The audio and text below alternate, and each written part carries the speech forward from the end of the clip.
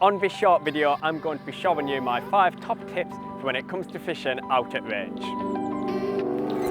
My first top tip when it comes to casting out at range is make sure that you're wearing one of these. This is a casting glove, and to be honest, I feel like it's the most important piece of equipment when it comes to fishing out at range.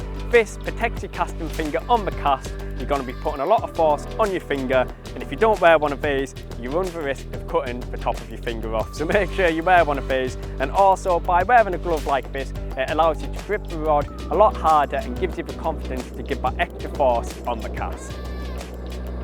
My second top tip is make sure that you're using hardware which is strong enough to be able to withstand the cast. The rod of choice that I like to use when it comes to fishing out at range is either a 12 or 13 foot rod. Now I'm going to let you into a little bit of a secret. The rod that I've got in my hand here isn't actually out on the market just yet, it's a prototype, but trust me, it can cast a long way. However, when I'm picking a 12 or 13 foot rod, the test curve that I like to pick is either a 3.5 or 3.75. It might sound a little bit stiff, but trust me, you want that backbone to be able to cast the lead out into the middle of the lake. Now, just as important as the rod is the reel which you're going to be using. When it comes to fishing out at range, this is the reel which I love to use, and that is the LR 10,000.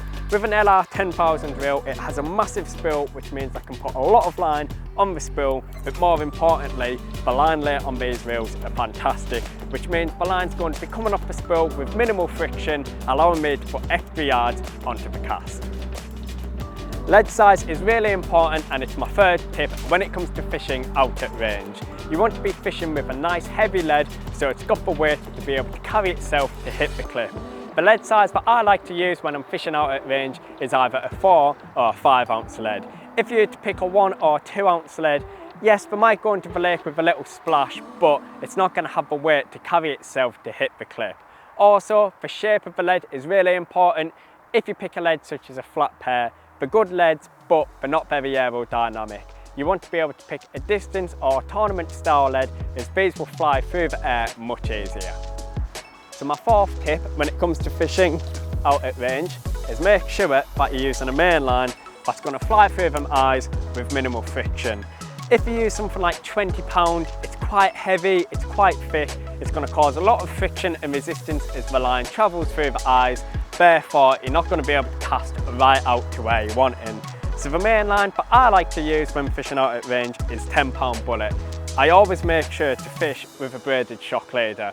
By having a shock leader on there, it just prevents you cracking off and possibly knocking someone out on the far side. The one that I've got on here is 30 pound. That's nice and strong enough for the cast. However, once the leader has left the rod eyes, I'm back on to the 0.28 bullet, allowing me to hit them big distances. Now, my fifth and final piece of advice is all to do with technique. Everyone watching this video will have their own personal techniques when it comes to casting. However, there's one thing which I feel like is really important and can be deployed to any technique of casting, and that is being able to transfer your weight from your back foot into your front foot, and you'll be surprised how far that makes the lead travel. It's no good standing with your feet parallel to each other like this. You want to have one leg forward, one leg behind, and when you pull that rod behind your head, you want to make sure that you've got all your weight on your back leg. As you pull that rod forward, transfer all your body weight onto your front leg, and you'll be shocked how far that lead will go. So all I'm going to do here is bring it behind, all the way to my back foot, and as I bring that rod over my head, I'm actually going to take a little step with that left leg. I'm going to apply all my body weight onto that leg, and that will send the lead absolutely flying. So here we go, rod back, and there she goes, out into the middle of the lake. Lovely.